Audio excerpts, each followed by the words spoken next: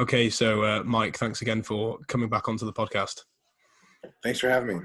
Just in case people haven't listened to part one, or if they're not aware of who you are, could you just give us a brief overview of who you are, what it is you do now?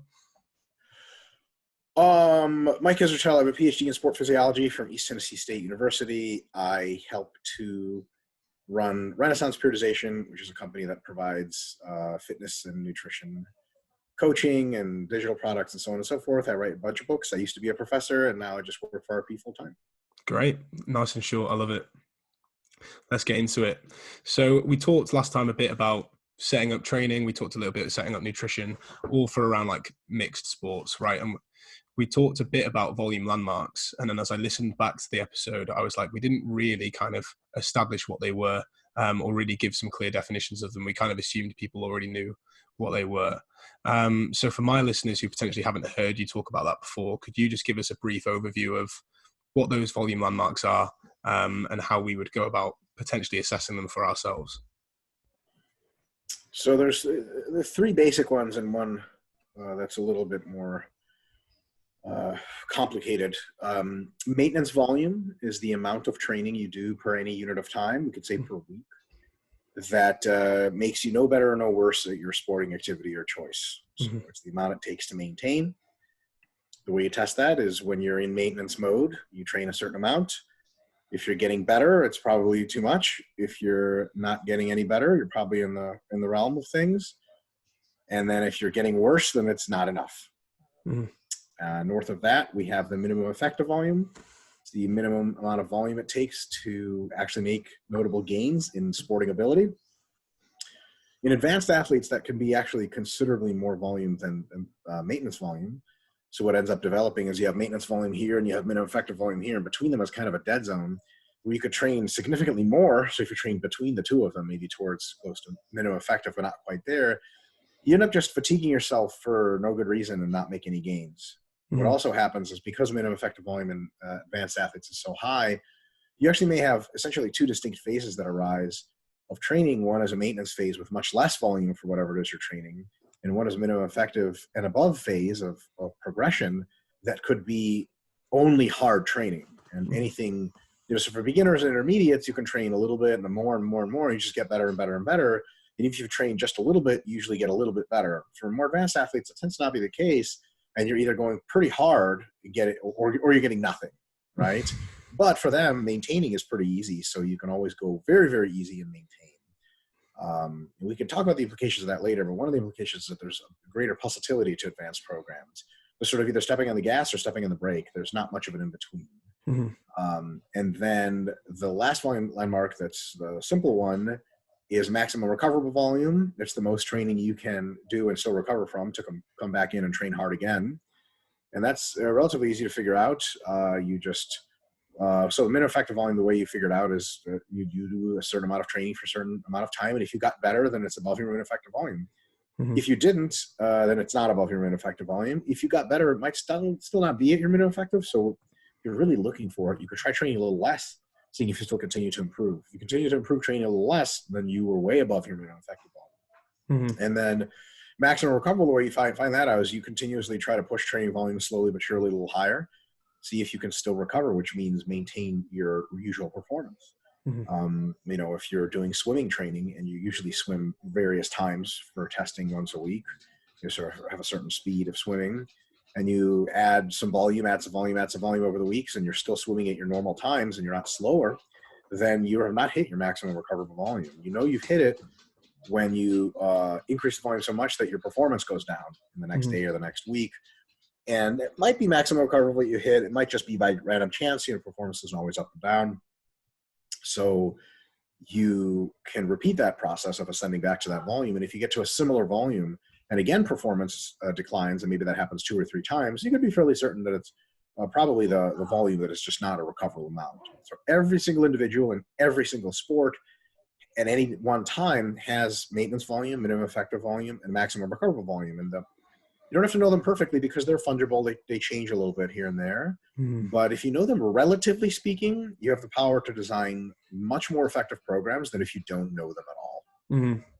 Yeah, and that would be the key for for a lot of people, I guess, because there'll be people who they're wanting to improve in many different aspects of fitness, but if all they're doing are following other people's programs or potentially programs that are out there without doing this experimentation themselves, they could be way under in one and well over in another in terms of characteristics or body parts. Absolutely, 100%. And that's they say you shouldn't copy other people's stuff. It's not by accident that people say that. So it could actually be a situation where, it's a pretty good analogy, is, you want to go to a restaurant and you're pretty hungry and you want to eat some food to get not hungry. Well, you don't usually order food that's like, somebody else ordered. You probably look at the menu and you probably select a portion size that is fit to you. If you walked into a restaurant and you're like, oh man, like, I really need to eat lunch. I want something that's not going to make me hungry anymore. And you order as much as like the last person, they were a sumo wrestler. I mean, there's 3 times more food than you can eat and you'll pay 3 times the money. And if you try to eat it, you'll have a very uncomfortable experience. At the very least, it's a waste. And then if you order something that, a ballerina got, you might find that you eat it in 5 minutes and then you're super hungry. And then somebody might say, like, it's really maybe kind of stupid for you to just copy other people at random. Even if they're in your same sport or good at your sport, they may have very different characteristics. Maybe you should find, an amount of food that makes you not hungry, but also not stuffed to a capacity and spending extra money. And you think, okay, that sounds like a good idea. And I think it's probably a good idea for sport as well to figure out training volume. Yeah. I guess the issue is people want that kind of direction, don't they? Because, I mean, especially if we're looking at something like this, mixed sport, CrossFit, for example, where there are so many fitness characteristics there, people want almost that direction of, they want to know how much training they should be doing per week in which characteristic, and they want someone to tell them rather than go through that task of like trying to work that all out for themselves. Well, for that, I have another analogy. When you're looking for outfits to wear, you don't usually have people tell you what to wear because you may not like what they have to say. You may not like the outfit that they chose for you.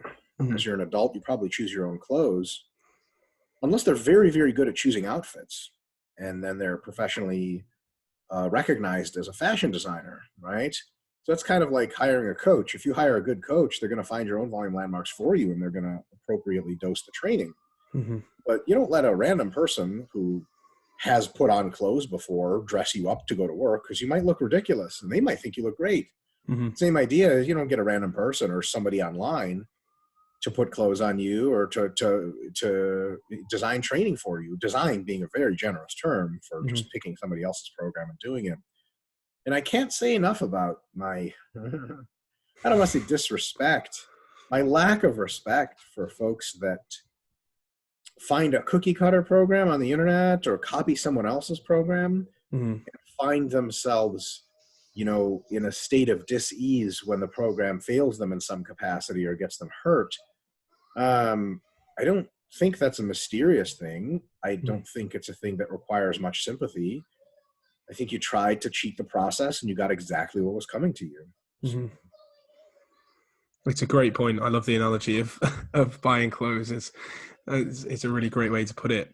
And so, I mean, let's put our position in the listener, and they're saying, okay, well, I want to start designing my own program then, because I understand that analogy, and I've been spinning my wheels for a while, and I finally want to see progress. So, with regards to these volume landmarks, are we looking at body parts per se? And let's use fitness as a characteristic. Are we using the different movements themselves? Like, are we looking at more movement patterns like upper body pulling and pushing as opposed to body parts? Like, how would they start to assess their volume landmarks, particularly with the different characteristics? It depends entirely on the sport, and it's very sport specific, but every single thing that can be measured in performance has volume landmarks associated with it. Okay. So it's either, really, you can do pushing and pulling, you can do biceps and triceps, whatever you like. The best way to go about this is leave maintenance volume out of it for a while. That's something that comes along later. And most people don't start a program so that they can figure out how best to maintain. They want gains and they start something new. What I would say is what you want to do is start at the very low end of things and work your way very slowly up in volume, monitoring your performance at all times. And you want to pulse into that sort of ascending ladder occasional deloads or periods of much lighter activity where you drop cumulative fatigue. Mm-hmm. So not only are you exploring at each one of these rungs of the staircase how much volume is a good idea for you, you understand that it's accumulating fatigue the entire time, and every now and again you drop the fatigue, right? So what you can do here is, so the question we can ask is, why would you start low? Mm-hmm. Well, think about it this way. If you start very close to maximum recoverable volume, within several sessions or several weeks, you will overreach, you will underperform, and you'll have to deload early, Mm-hmm. which means it's not a very productive training cycle because it just didn't occur for a very long time.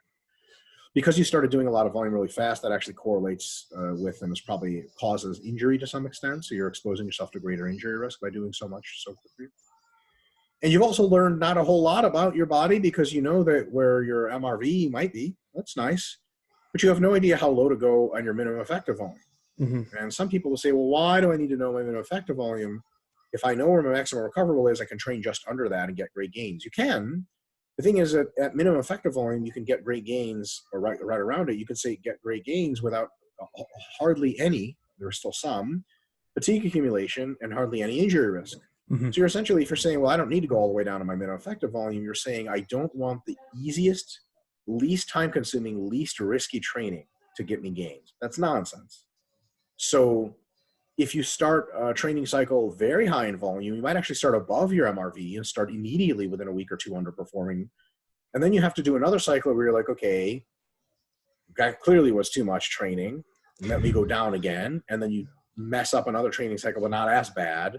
And then 4 messed up training cycles later, you're like, why don't I just start super easy? But if you start super easy, especially with a new design of training, because a lot of times this comes with a new arrangement of exercises, weeks, days of training, muscle groups, different sporting movements. You start this new program, you start it super, super easy. So you know, like, basically you're like, man, if this tiny little bit of training is at my minimum effective volume, I'm going to be super awesome in a couple of months because I'm going to get so great because this tiny little level of volume is going to basically be injury-free and super easy gains. And if I gain here, it's going to be great. But maybe it's under my minimum effective volume, so no big deal. So you do a couple weeks, and if it feels super, super easy and you're clearly not getting tired or underperforming, then you up the volume nice and slow, a little bit every time, and then eventually hit a ceiling. So then you can look back on that training cycle and be like, the first 2 weeks of it were just not even remotely challenging, and I really doubt that I'm going to get better at training not remotely challenging myself. And there's good reason to believe through a sort of a consilience of research findings and tons of coaching experience that probably minimum effective volumes occur right at the border of where training becomes challenging, right? Like if training's not at all challenging, gee whiz, I really doubt it's going to make you better. If that was the case, we could all train by not challenging ourselves and getting better. I mean, that would be awesome, right? But it sounds too good to be true. It probably is. So then let's say you started at 30 minutes of CrossFit work 4 days a week. And you didn't really feel challenged until you got to 40 minutes per session. And then at an hour and 20 minutes per session, your performance began to decline. Mm-hmm. So you start to think, man, 30 is probably not my MEV, but maybe 40 is.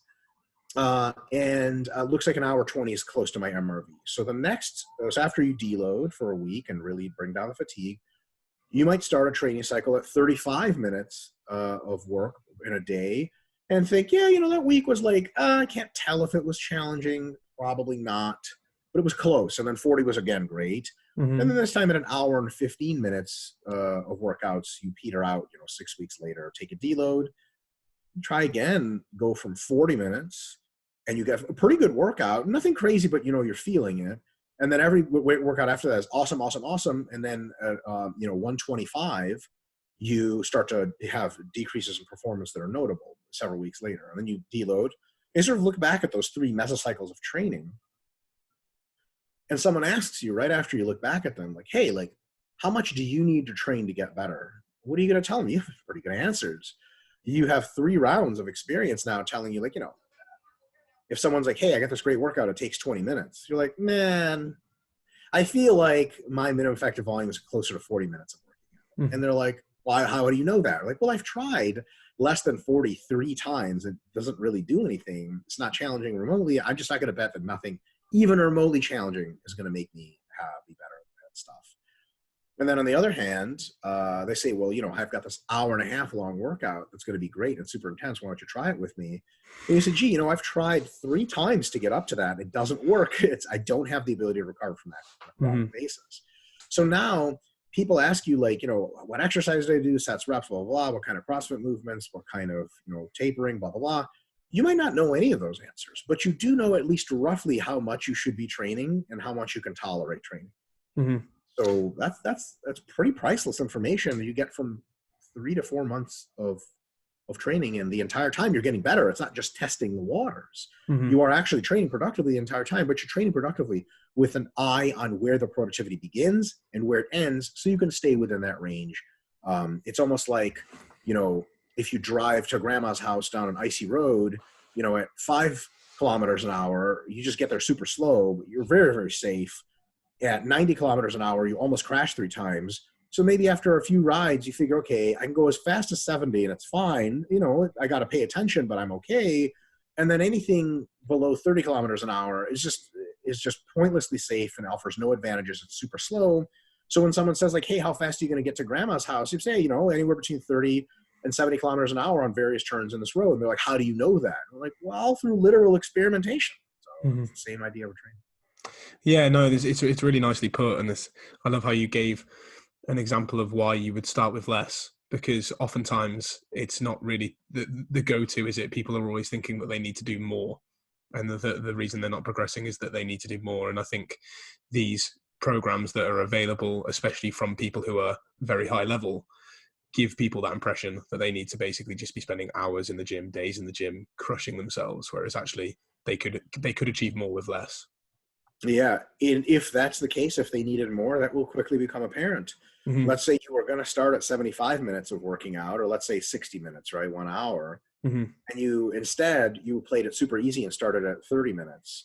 Well, everything's going to be not challenging, not challenging, not challenging. You're not going to get better, not going to get better, not going to get better until you're in the 50, 55 minute mark. And then things first start to get really challenging. Mm-hmm. All you have to do that for a month. You're like, I literally felt nothing until I got 50-minute workouts. So maybe I can, and I just didn't improve at all. Next time I start, I don't have to go from 30 to 35. I can start at 45 or 50. You start at 50, and next thing you know, you're at 50, 55, 60, et cetera. You're making great gains. When it turns out that your maximum recovery volume is 2 hours a day of training or per session. And then you think, oh, holy crap, I had no idea. But you discover that in a safe process, and you only have to do it once. And it's sort of like, what's the downside of training too easy? It's that you're sort of missing several weeks of getting better. But at that time, your injuries are healing, your training motivation is increasing. It's almost like a mini break for your body and your mind, which is sweet. Like, that's valuable.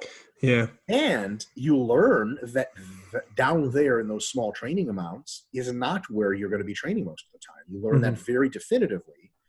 But if you start too high, you risk injury, you risk very unproductive amounts of training because you train for 1 week and then deload for another.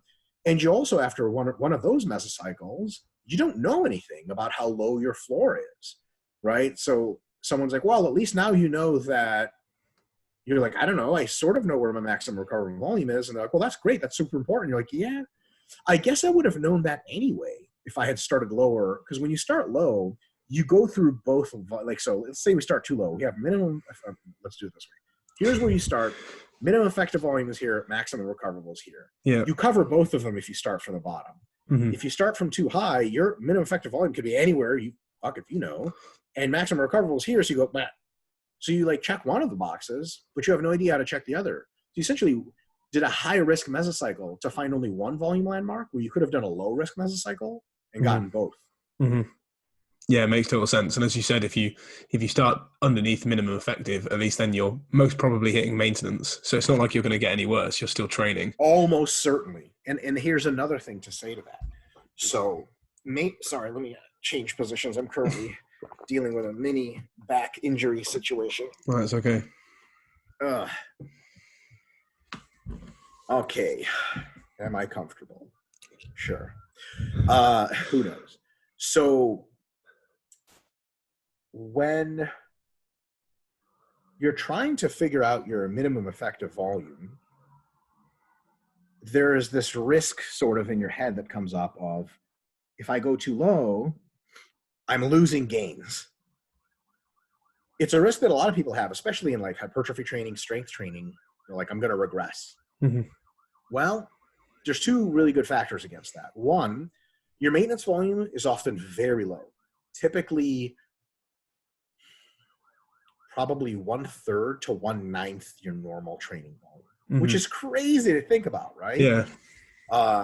So it's way, way lower than you think to begin with, very likely. So you're almost certainly going to lose nothing.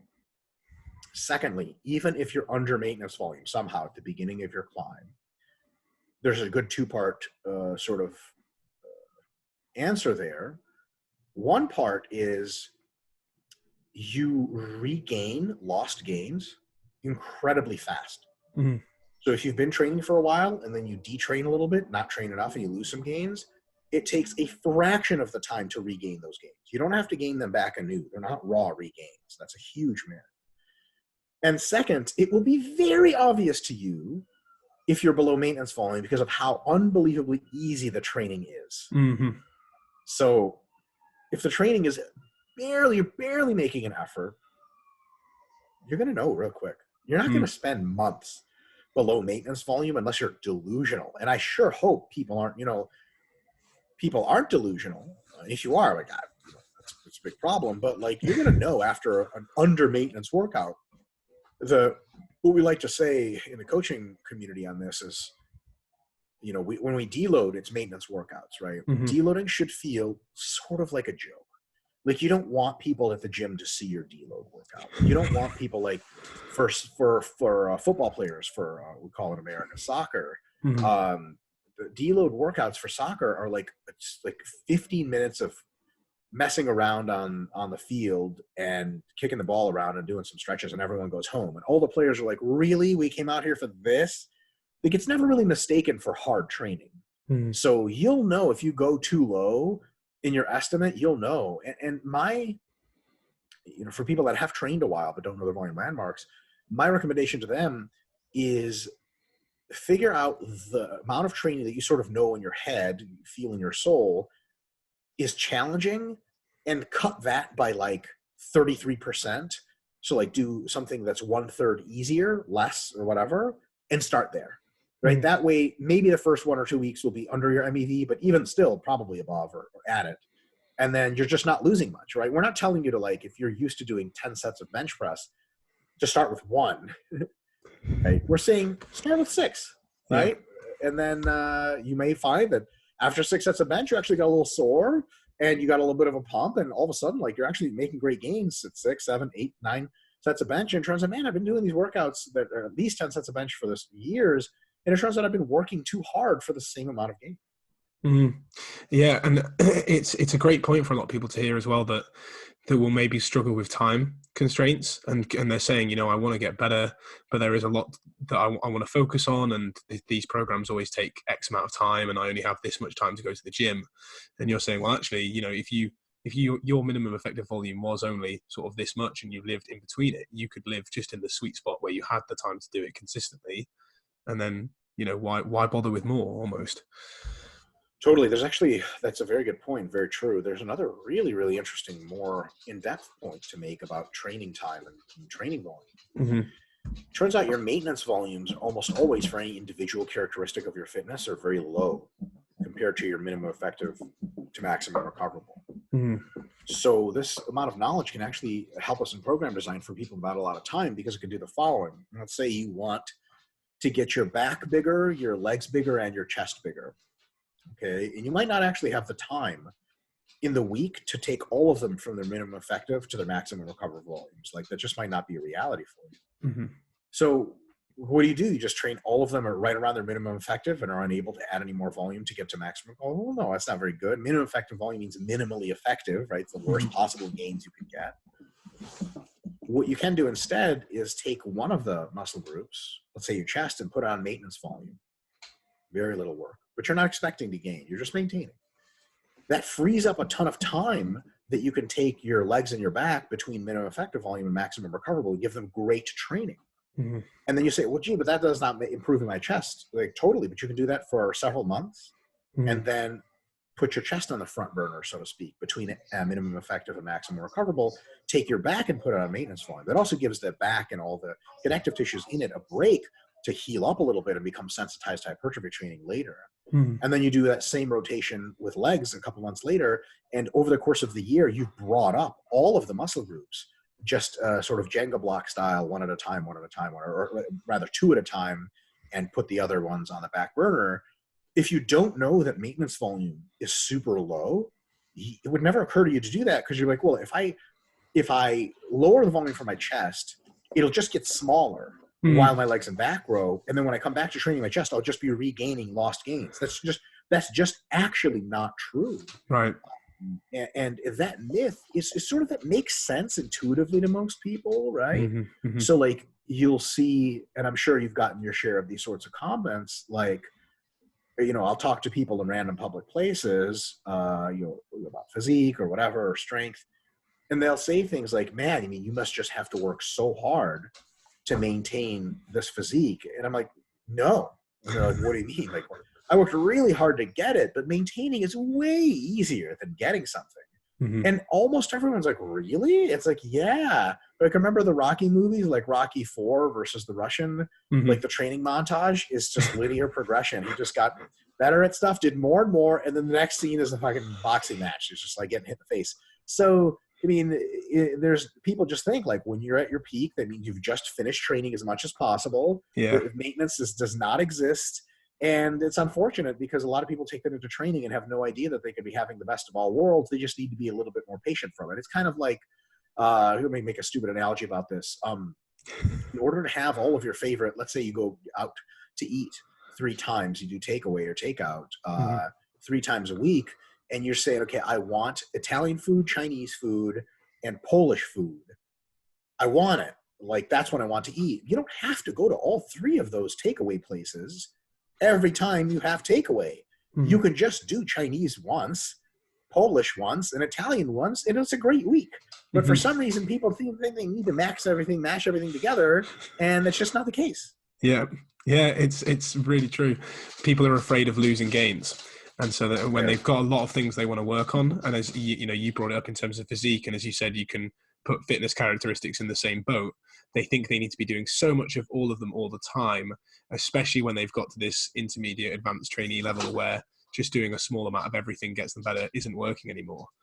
But as you mentioned, it's a case of choose 1 or 2 of them, bring them up, bring everything down to maintenance, and then you've still got an adequate amount of time in the gym, and you're still making progress throughout the year. Yep. And somebody could ask, okay, and I get this question a lot on various social media channels, how much can I put into that front burner versus how much need to put on the back burner? How much between MEV and MRV, and how much at maintenance volume at MV? The answer is as much as you can handle. So, like, add up all of the work you do to maximum recoverable volume for all of the characteristics you're interested in training. And you'll have an understanding of, okay, I can do roughly 100 sets per week of, let's say, weight training, but all of my muscle groups combined to take them to maximum recoverable is 125. So how many muscle groups am I training with each, block there? Well, each muscle group that I train takes me roughly 25 sets at MRV and roughly 5 sets at maintenance volume. So if I take one muscle group to maintenance volume, I'm working up to 105 total sets, which is right around my limit of 100.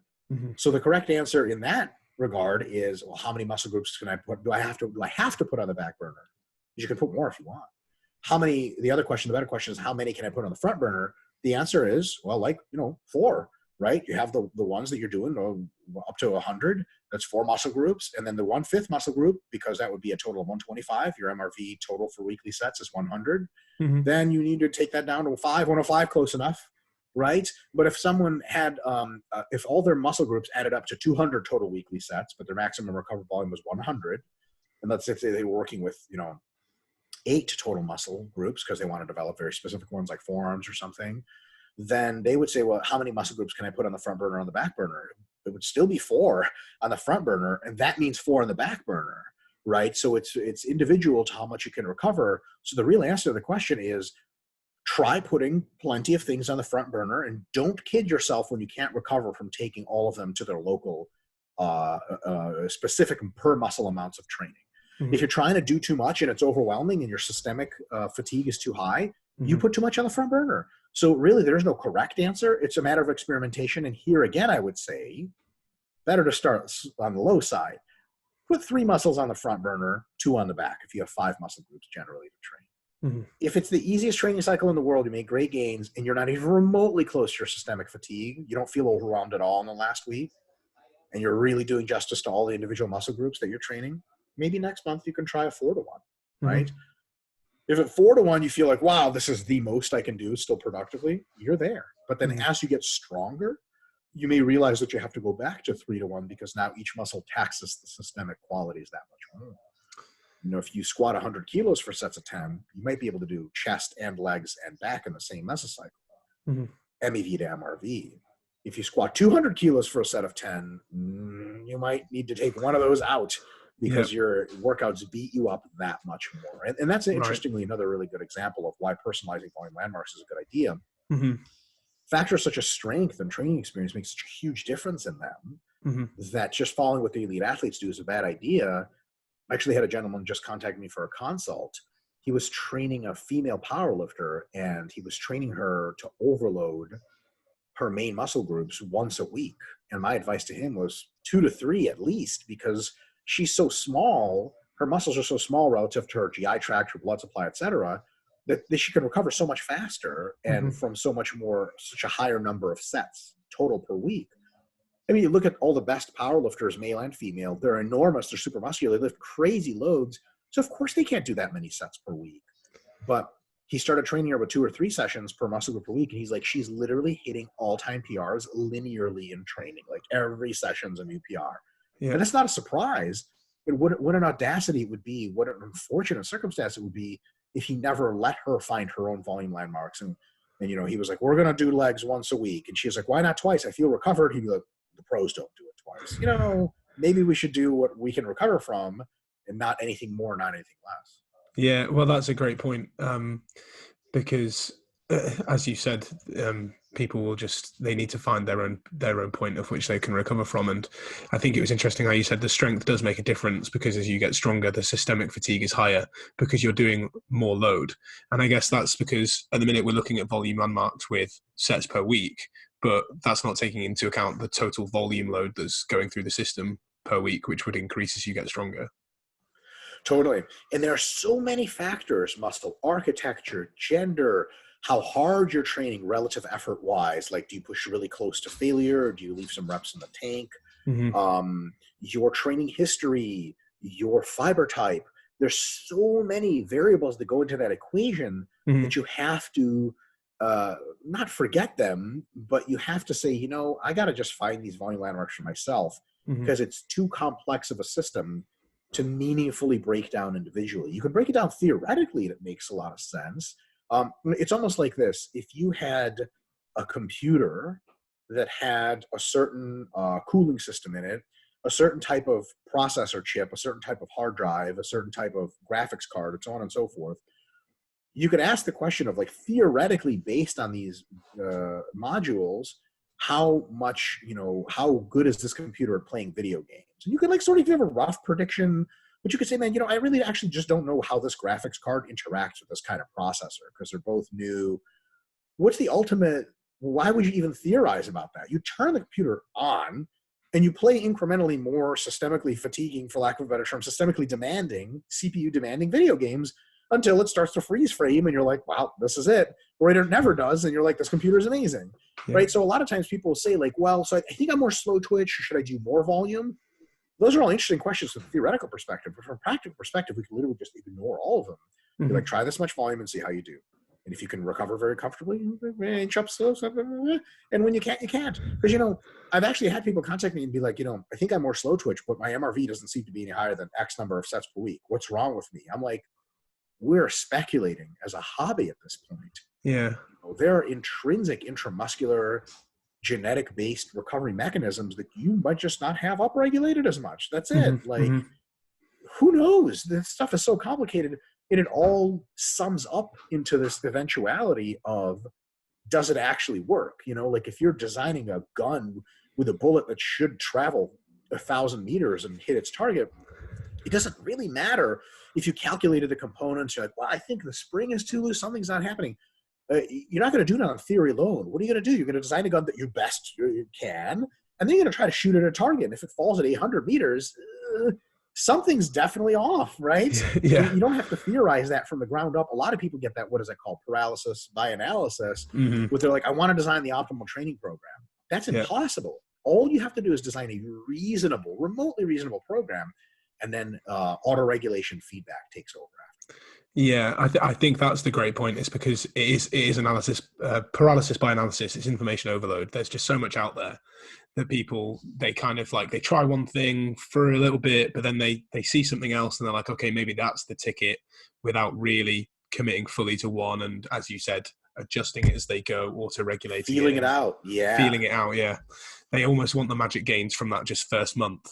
And then they're like, it didn't work, I'm going to go somewhere else. It's like, well, yeah, it's like was it Goldilocks, the female suspect that stole porridge from various bears? Yeah. Yeah. There needs to be a trial. Take her to trial. But, it's almost like instead of tasting the porridge, she was like measuring the ambient temperature of the room and estimating the size of the container and how much that volume of soup at a given assumptive temperature should change the, what? Just stick your spoon in there, man. And like, oh, too hot, too cold, just right. Bear assault, and the bears kill her. I always thought they'd probably kill her when she showed up. Yeah. It's mildly unrealistic. So it's one of those things where the great news about the volume landmarks is because they are discoverable in what is already good training, you don't have to pause yourself and say, okay, until I design the perfect program, I'm not doing anything. All you have to do is dip your feet in, and then you'll figure things out as long as you know what to look for. The counter to that, unfortunately, is a lot of people who are in the just do it mentality are saying just do it, and then they just do it blindly, right? They'll say commit to the program. So someone, for example, could say, people say stuff all the time. Yeah. Like a powerlifting program, they'll say, this is the program, you got to believe in it. Like, I understand believing is good, and believing in a program means you'll give a good effort. But let's say you're already giving a good effort, and you notice that like the program is just not enough volume to make you sore or tired. It's not challenging, and your lifts aren't going up. You may talk to some people who say, like, you just got to commit to the program, man. You got to keep going. Like, for a mesocycle, I'll say this, anything is worth a mesocycle. Almost anything. Yeah. But after a mesocycle of just, it's not enough and nothing happens, man, maybe increase a little bit, right? Or if it just burns you right out, people would be remiss to say, like, well, you're just not trying hard enough, or you need to like commit to the program. Like, this is so much volume. There's no way I'm recovering. There's no shame in reducing it, finding, your ability to sort of tread water again. And then you can always do more. And one thing is sort of on an emotional level, I don't know if it's tangential, but I might as well throw it in here. It's been pissing me off lately. People really like to pat themselves on the back for training hard. And they like to think they're warriors and stuff for that. Training hard is a prerequisite to be good at your sport. You shouldn't be patting yourself on the back too much. So training hard's great, but make sure you're training right, and make sure you found out how hard is hard enough to get you your best gains.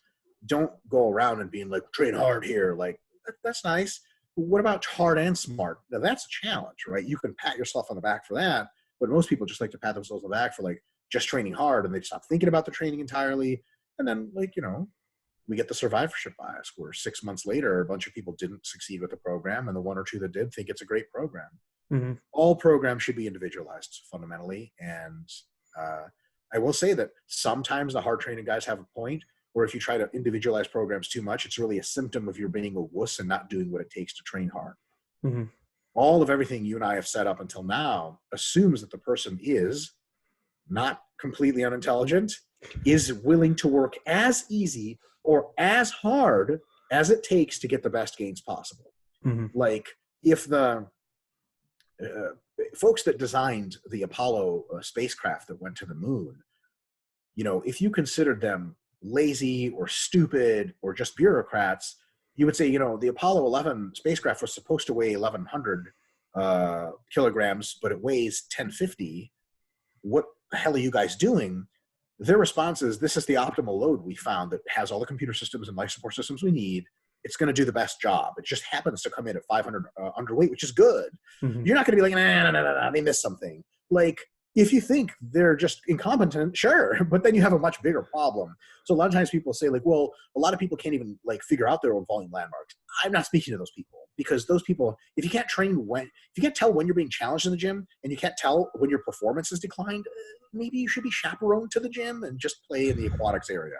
You know what I mean? Like, they make it out to be rocket science. It's not that hard, but you have to be alert, attentive, and not bullshit yourself. A lot of people, I'm sure you've seen this before. Mhm. People will train into the ground, not survive, really quickly reach MRV, and then start rationalizing it. Like, my sleep was off, blah, blah, blah. I need to go hard again. It's like, how many times are you going to Icarus yourself, burn your wings off before you realize, like, a lot of times it is chasing the champion. Have you seen that before? Where people are like, well, this is Mr. Olympia's workout. If I can't survive it, then I just got to try surviving it again.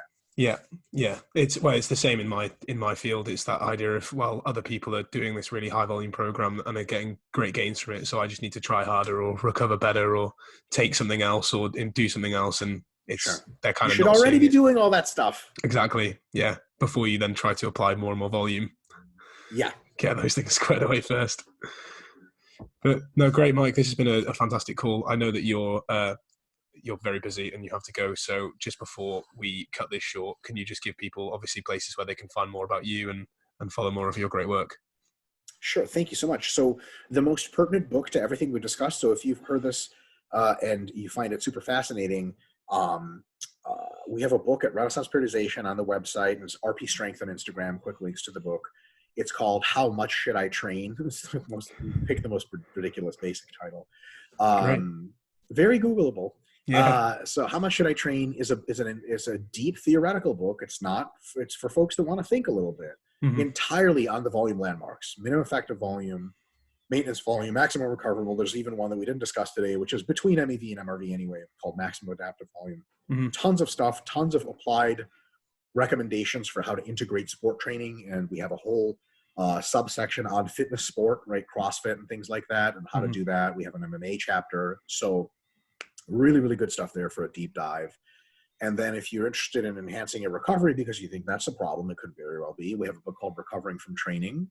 Other than that, Renaissance Periodization, RP Strength, that's where you can find much of my work and the things I've done. And if you want to follow me personally, I'm on Instagram, RPDRMIKE, RP Dr. Mike. It's a lot of memes. There's definitely some content that's worthwhile. A lot of it's geared towards hypertrophy training. Yeah. But if you've got kind of come on there and give sport training questions, a better account to follow for sport training is RP DRJAMES, RP Dr. James, my colleague James Hoffman. He co-wrote all those books with me, and he is an expert on sport periodization. He's actually co-author on the latest modern periodization text with Tudor Bompa. Mm-hmm. He can answer a ton of questions about very, very deep insight for managing actual, so rude. Bodybuilding and powerlifting is nice. I think all the other sports, actual sports, I don't mean that. But, whatever, sport training, mm-hmm. He's super, super keen on managing that stuff. So I would follow his accounts as well, because that can, he's played competitive rugby at a high level for a long time, played a bunch of other sports, coaches a bunch of UFC fighters and stuff. So it's one of those things where he's very, very in tune, especially in the volume landmarks, which are often spoken about in sets and reps terms and lifting. Mm-hmm. He speaks about them in way, way more general terms and terms specific to other sports. Great. Well, I'll link all of that up in the notes of the show. So thanks again, Mike, for coming on. Sorry for the short time today. Thank you so much for having me. It's always great.